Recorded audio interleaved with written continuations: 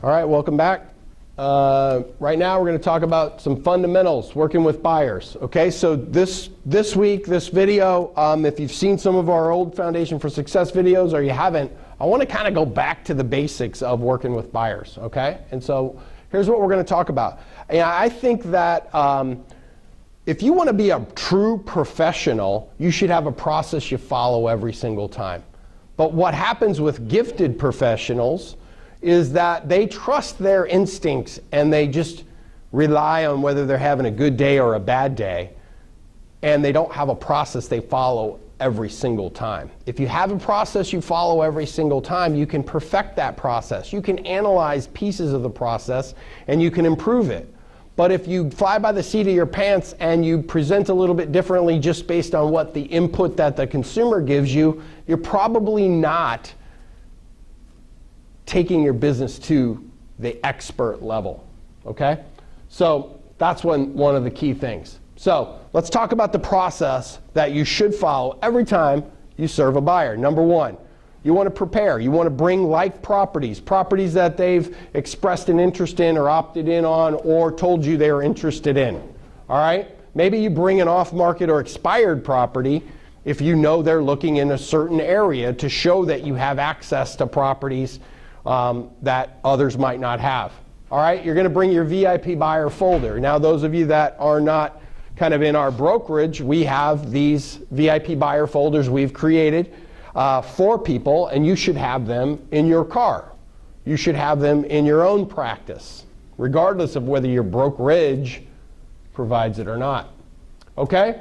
Your presentation should be on your laptop or on an iPad. Could I print it out, Scott? Yeah, you could. The strategy, though, is to show that you're technologically advanced. So it should be up, ready, and on pause. All right? And then you should have your objection handling toolkit. That's how you prepare. Okay? Now, the order of events for a meeting is 80% of the time that you meet with a consumer, it's about bonding with them, period. Okay? It's the requirements and nice to haves. You're talking about, you're envisioning this great new chapter of life with them. You're getting them excited about it and you're learning how to serve them. Then you're going to transition to the presentation. There's really two ways to do the presentation.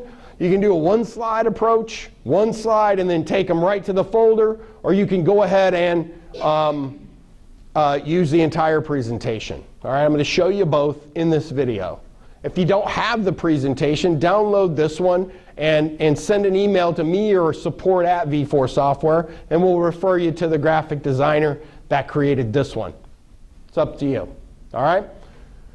Now, so what you're going to do is you're going to go requirements and nice to haves, transition to the presentation that you show on your laptop, one slide, maybe more than that. Then you're going to detail the home buyer kit. It's a first-time home buyer kit, or it's our VIP buyer folder, whatever you call it based on what the consumer's process is. All right? Then you're going to detail the folder, sign them to an agency agreement, and schedule a time to see houses. Okay? So listen, you definitely at the end you want to explain the next step.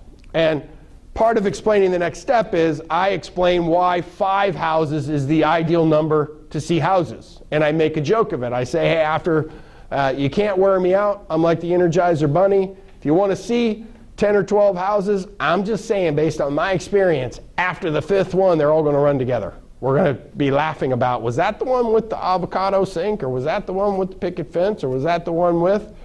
So why not go ahead and really be selective? And we're going to talk about that. All right? And we're going to talk about the importance of a pre-approval, and that's when I'm going to refer them to my lender, the lender that markets with me, because I want them to understand that part of my service to them is to get them either a second opinion or to be connected with a pro that's going to make sure that that transaction goes phenomenally smooth. And then we're going to give them homework. Hey, well, we're scheduled to go see houses at such and such a day and time. I'm going to give you a little bit of fun homework. I want you to pick your top 5 so we can go see them. All right? So that's the order of events. Now let me talk to you about commission for a second. All right, the next video is about how to avoid a commissionectomy. You're going to see some information in this video about what we charge. Okay? I don't care what you charge. You charge what you charge. Okay? If you don't set your fee, you are at the mercy of a discounter. You are at the mercy of an listing agent that's a poor negotiator. That's what you're choosing to do. It doesn't matter to me though. If you're happy getting what the co-op offers, then still sign them to an agency agreement and leave the fee blank. I believe that an agency agreement is a sign of loyalty, and the act of asking for the signature determines and gives you a tip-off to their loyalty. If it scares them and they don't want to sign it, can you still sell them a house and get paid? Heck yeah, absolutely. It happens every day, all day. But you should still ask for it because you're going to get a sense for whether they're going to support you or not support you. All right? So in a scorching market, which we just came out of, it was tougher to get a fee shortfall, okay? I make no bones about it on this video. All right? Doesn't mean you don't ask for it. Doesn't mean you don't prepare the same way. Doesn't mean you won't execute the same way. It might mean that you don't get it every time. All right? If it's a slower or buyer's market, you're more likely to get your fee. Those are the facts. I'm going to show you exactly how to do it, especially in the next video. All right? So what I want you to do right now is just decide what you're worth. Okay? If you're worth what the co-op delivers, okay. If you're worth a little bit more, then charge a little bit more. But you decide your fee. Don't let somebody else decide it for you. All right? Once you decide, so I learned this process from someone else, and I actually polled my team originally, Ed Lane and I did, and we said, what are we worth? We decided it was 4% plus $595. That's what we decided. You could make it 3.5. You can make it 3 if you're in a predominantly 2.5 market. Baby step your way into this, and what you're going to find is if you follow this process, you're going to give yourself a raise. You're going to have more loyal clients. And those are all good things. All right.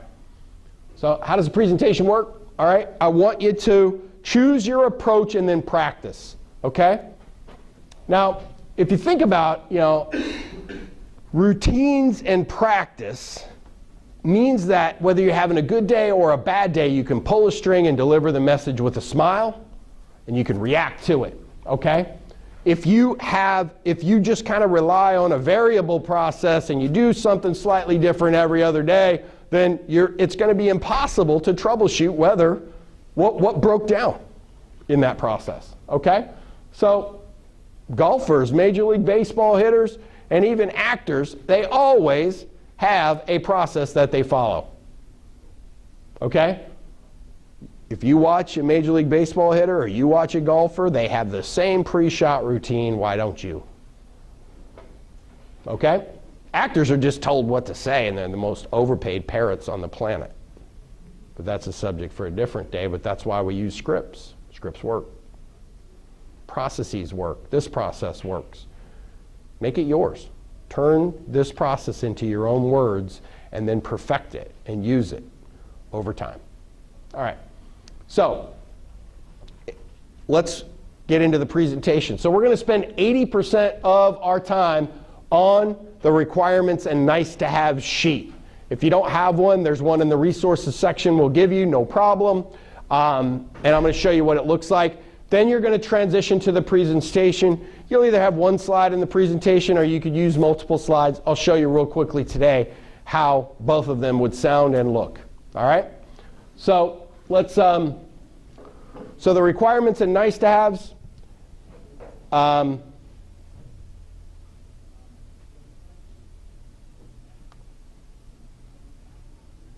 This sheet, real simple. It's just gives you a place to take notes and get them to talk. If you've done a good job of bonding with the person, you've got notes written all over this thing front and back. Okay? Make sure that you know when their lease is up, when they want to move, and then as much as you can about requirements and nice to haves. Okay? A great phrase that I've really adopted and used is, hey, it's normal to have differences in requirements and nice to haves. It's also normal for them to shift and change as you go throughout the process. There's nothing wrong with it. It's normal, okay? But a requirement is something like, I must have 4 bedrooms because I have 3 kids and I want them all to have a bedroom. That's a requirement, okay?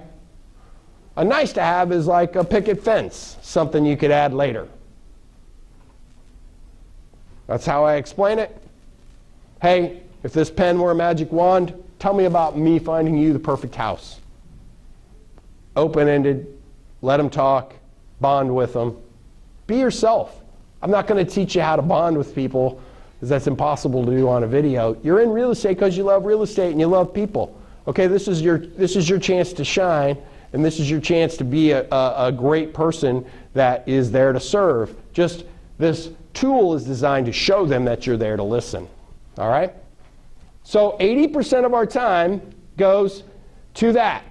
And then we're going to say something like, well, geez, what I'd really like to do now is have a chance to show you what's a little bit different about our approach and my approach to serving buyers. Would that be okay? The answer to that is always yes. Okay, and then that's when we have our computer ready to go and we have the opening slide available for them. You wake up your computer, you show this, and I'm going to show you the 1-slide presentation. Okay? So now I'd say, well, I want to walk you through this folder, and this presentation is designed to explain to you the services that I can provide and what's different about working with me. Okay? So the first thing I want to talk about is the law of real estate agency. What do you know about real estate agency? And then you listen. That question is a powerful question you should put into your repertoire because people will often furrow their brow and be a little confused. There's your opportunity to clarify. What do you know about real estate agency? Okay, no problem. Let me explain a bit. There's seller agency, and what I like to think about with a seller's agency is there's a person that has a for sale sign in the yard with their name on it. It really means that the seller has hired that person with their name on that sign to represent them. Their job is to get that seller the highest price with the least amount of repairs, period. Buyer agency, on the other hand, has a duty to represent you. They keep all of your information confidential, and their job is to negotiate the best deal for you, educate you on the market, and walk you through that. So now that you know that, would you rather go it alone, or would you rather have a buyer agent that kind of takes care of it for you? That's the 1-slide close. They always say, well, I'd rather have a buyer agent. Great, let me show you a little bit more about our approach. And I shut the laptop and I go to the folder. Okay, that's presentation 1. Now, hey, some of you are smart and are going, geez, why would I even bring my laptop if I'm only going to show them 1 slide? Because I want you to look like a pro. I want you to dress 1 level above your target client. Okay? 1 level above. What does that mean? It means what you think, just 1 level above. Like, I'm not going to wear a 3-piece suit. I wear a tie and no suit on purpose. Could I wear a suit if I wanted to? Yeah, I actually have one. I have more than one. But I wear a suit, I wear a shirt and tie because it is really 1 level above what my clients wear. So it shows that I'm a pro. I want you to show a slide so that it shows you're a pro. Make sense? Okay. Now, so right now, if you're a 1-slide person, just fast forward the video because I'm going to go through the multiple slide version really fast. Okay? So I prefer the 1-slide version. Okay? I'll just lay that out for you because what I'm going to show you when I get to the folder is you're going to cover all these same topics in the folder as opposed to on your slide. Okay?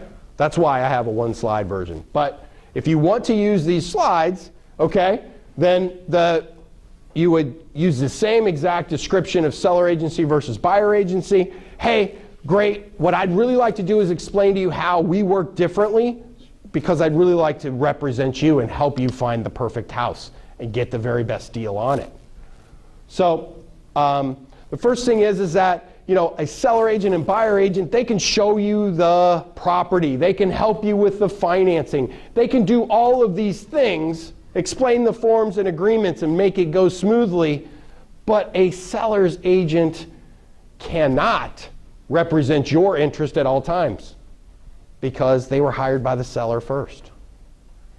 A listing agent cannot really, you know, advise or disclose on all buyer matters. Keep your stuff confidential because they were hired by the seller. Okay? They can't really provide a true market analysis that isn't weighted toward the seller because they'd be betraying their duty to the seller. They can't keep the buyer's information secret because they were hired by the seller. So the real key is that what I love about real estate is that you can hire a buyer's agent to work for you and you don't have to pay them.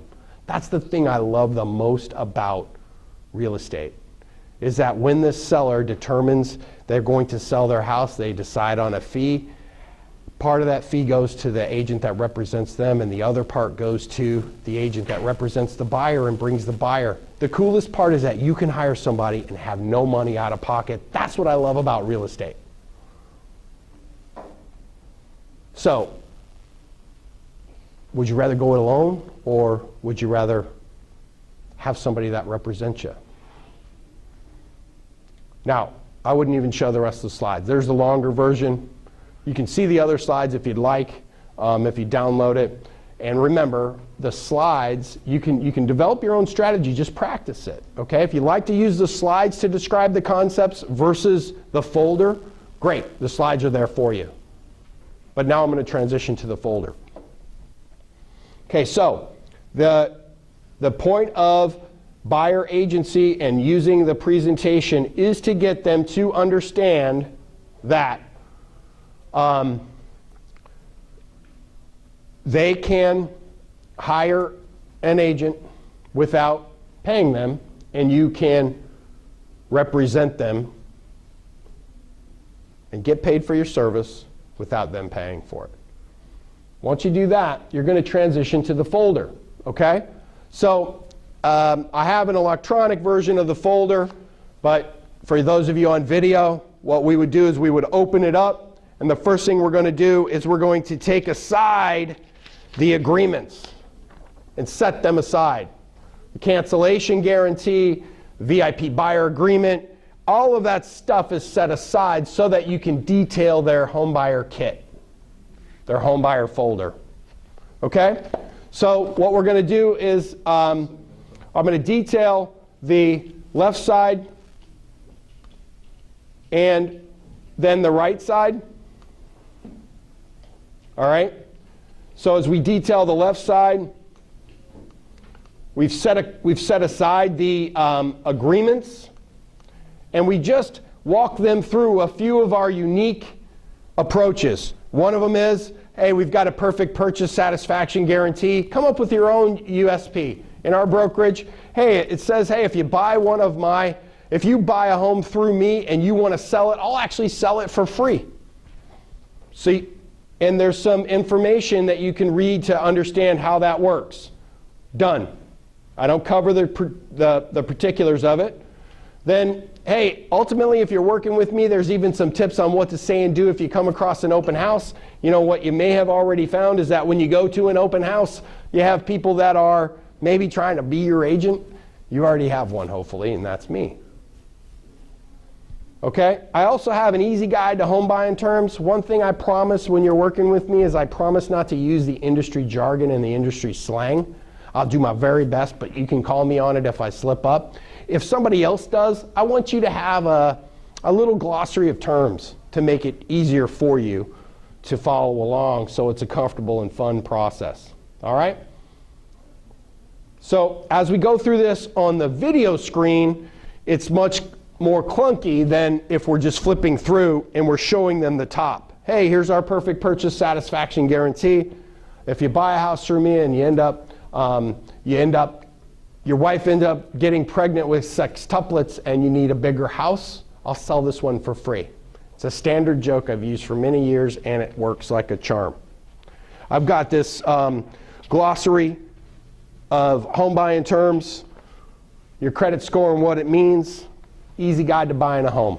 All this is just resource information, and here's the law of real estate agency. Our state requires me to give that to you. That's that part, okay? Over here, we've got our VIP home buyer system. It's a longer version of the slides and information I just showed you. And then over here, we've got the agreement. So eventually, you're going to fall in love with a home. And when you fall in love with a home, we're going to use this standard agreement in order to make an offer. And when you make an offer, you need three things. You need, you're going to need a pre-approval letter. And it needs to be a commitment, an underwriting approval, not just a pre-qualification letter. If you haven't gotten a second opinion from my preferred lender, I really want you to do that, because there's a power behind the pre-approval letter that proves to the seller that you are able and willing to perform and will buy their house. You can't leave that part out. Second thing you need is you need earnest money. So an earnest money is an amount of money that's 1% or more, depending on your strategy, of the purchase price of the house. It's going to go on deposit at escrow, and it applies towards your purchase, your down payment, and your closing costs. All right? And the third thing is that you need a contract that represents you. Okay? Now, this agreement is the tool of my trade, and I've never had a client lose their earnest money, and you will not be my first. And it's because I know this agreement inside and out. What I'd really like you to do is read it and understand it and ask me any questions you have about it. Because I'm going to write this agreement so that it has parachute points or exit clauses, so that if you are going through your due diligence on your house and you want out, we're going to use that exit point and we're going to get you out and get your earnest money back and find you the perfect house. Does that make sense? Those are the three things you need. All right, so you guys, you read this. Now, if you're like any other client I've ever had, you probably won't read it until we find the house you love, and that's all good too, because I'm here to help, and this is my expertise. All right, so time out. That's how I go through the folder. All right, now we're moving to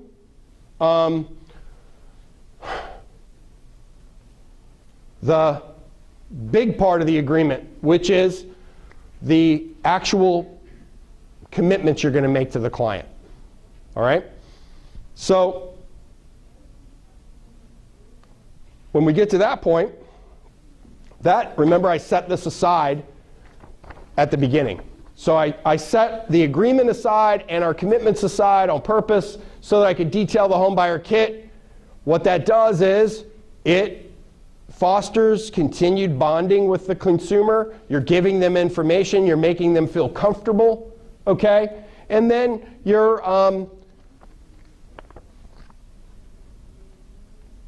demonstrating your capability, your strengths, your ability with the three things you need when you make an offer, and you give them the agreement, okay? If you haven't had a client lose their earnest money, that's the most powerful line you should ever have, and you should use it every single time. All right? So now, I want this to be a stress. Now I've done that. I've walked them through the three things you need with an offer. I've demonstrated my competence and my knowledge of the agreement. And now I'm going to go through, hey, I want this to be a stress-free and fun process. So let me walk you through my VIP buyer commitments to you. All right? Now, the first thing I'm going to do is I like to say, the first thing I'm going to do is walk you through my VIP buyer promises to you. And it starts with the cancellation guarantee. Now, you can fire me at any time, but please don't fire me, because this is the way I make a living. I hope that if you don't like what I'm doing, or if I'm not doing a good job for you, you'll tell me so that I'm going to fix it. But it's important. Our firm wants you to know that we have to live up to our commitments every single day. So you're going to have this in your folder. Now let me walk you through our VIP buyer agreement. Now I'm going to bring up the VIP buyer agreement on screen so that it's a little bit easier for you to see on camera.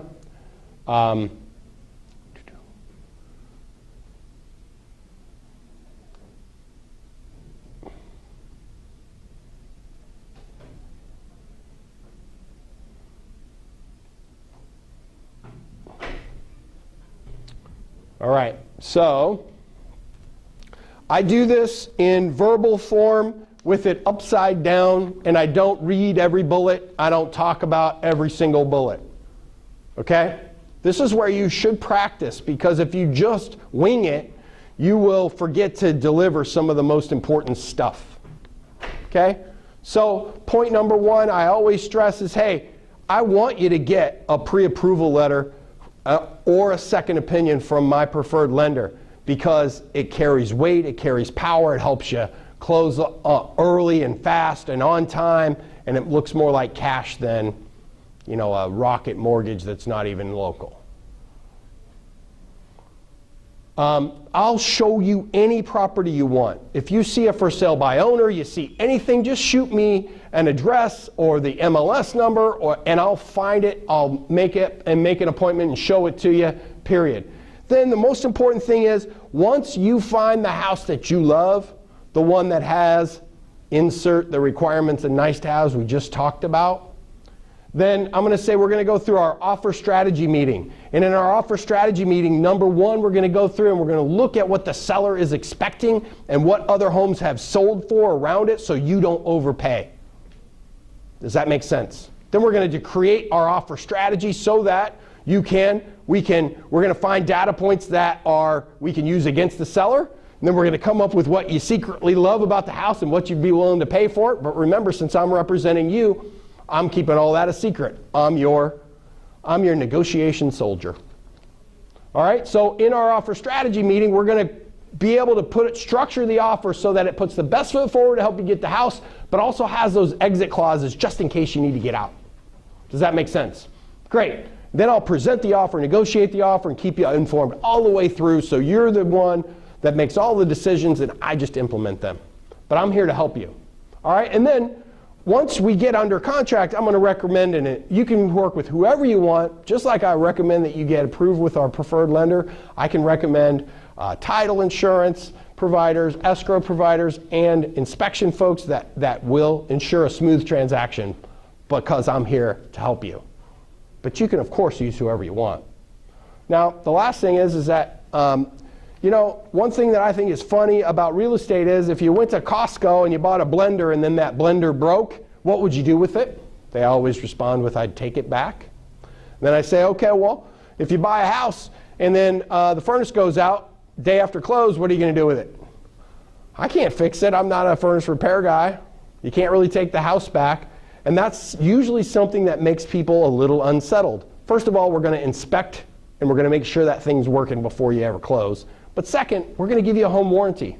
And that means for the first year that you own the house, if anything goes wrong with it, you're going to pay a simple little deductible, something like $55 or $60, and they're going to come out and fix it. And if they can't fix it, they have to replace it. It's pretty cool. I'm just here to give you peace of mind.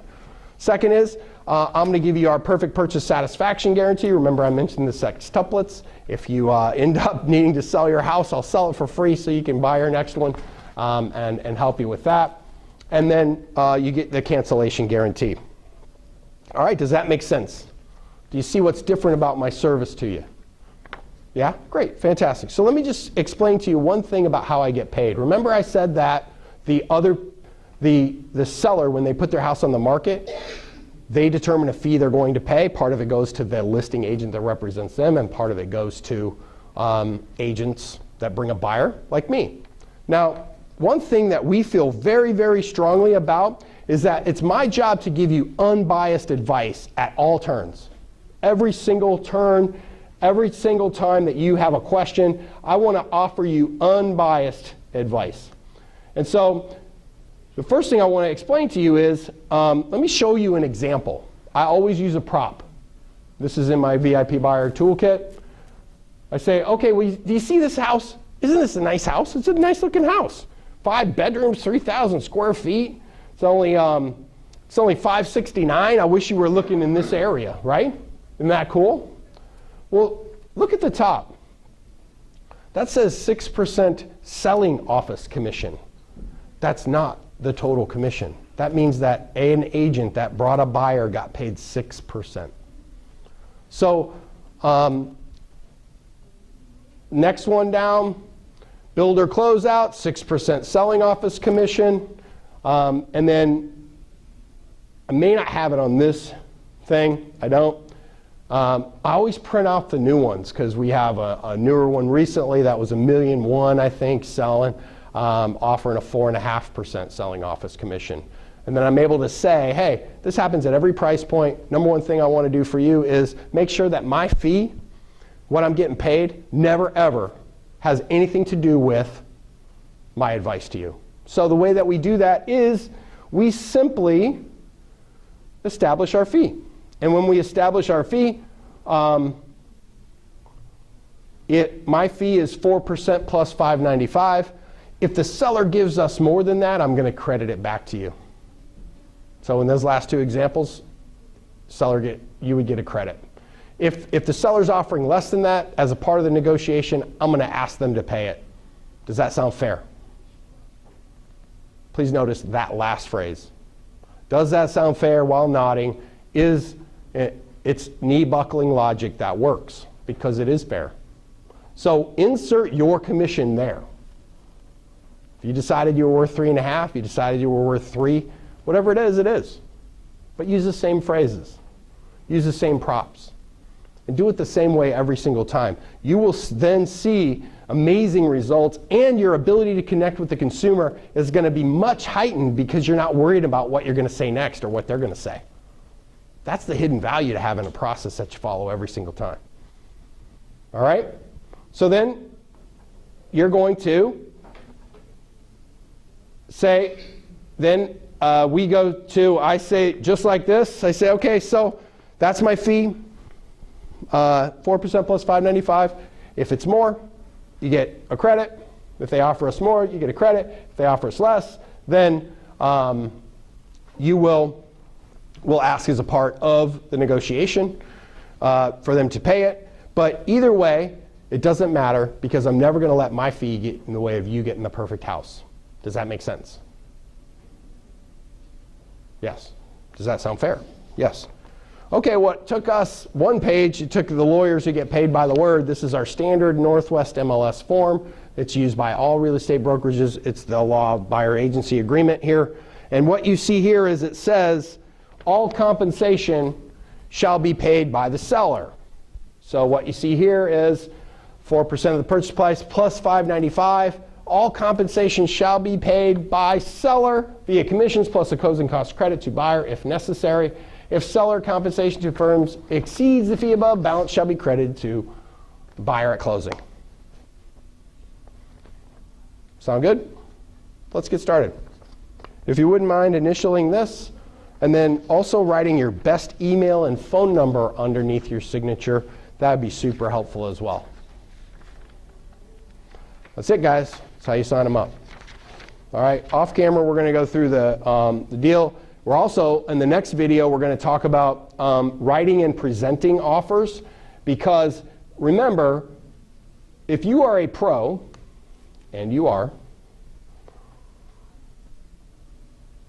you want to, this is the most important part of the video. If you're going to charge something different or more than what's in the cooperating commission for a buyer, then you must explain it at the beginning, the middle, and the end of the process. We've had people that learned this process and kind of glossed over the explaining it at the beginning, in the middle, and the end, and it bites them. If you do it from a posture of service and help, then they will know that you're never going to let your fee get in the way of them getting the perfect house. All right? So then when they sign, you move to the next steps. Okay? If they won't sign, really what you're doing is you offer to answer any questions. Geez, is there something that you're concerned about? Let me talk it through. I'm happy to walk you through any of the things. And only you know, if you trust them and you like them, and they're, especially if they're an S or a C or an evaluator sort of person, then just schedule an appointment and say, hey, why don't you read it through? Okay, the number one thing is, you don't have to sign this for me to do a great job for you. I just think it's important for you to formalize an agreement with me so you're hiring me to represent you. But I want you to read it. If you have questions about it, we'll talk about it when we go look at houses on Saturday. Does that sound good? More often than not, when you practice, they sign. Highest percentage sign, because you also have the cancellation guarantee that you have right in front of them. All right? Next steps. Hey, you want to schedule showings for the nearest possible time. You want to talk to them about getting a pre-approval or a second opinion with your lender. You are doing yourself a disservice if you aren't always referring your preferred lender. Because if you play an away game and you let them pick their lender, that lender will mess things up and make you look bad. Your lender, on the other hand, will be on point all the time because of your relationship with them to make you look good and make it close on time. All right? You tell them to pick 5 houses. The joke is, hey, I'm like the Energizer Bunny. You can pick 10 or 12 houses and we can go out and look at them, but after 5, they all start to run together. What I really, really, really would like you to do is think about real estate's more about ruling out than ruling in. So take your requirements and nice to haves and be very picky about what you want to see on this coming Saturday. All right?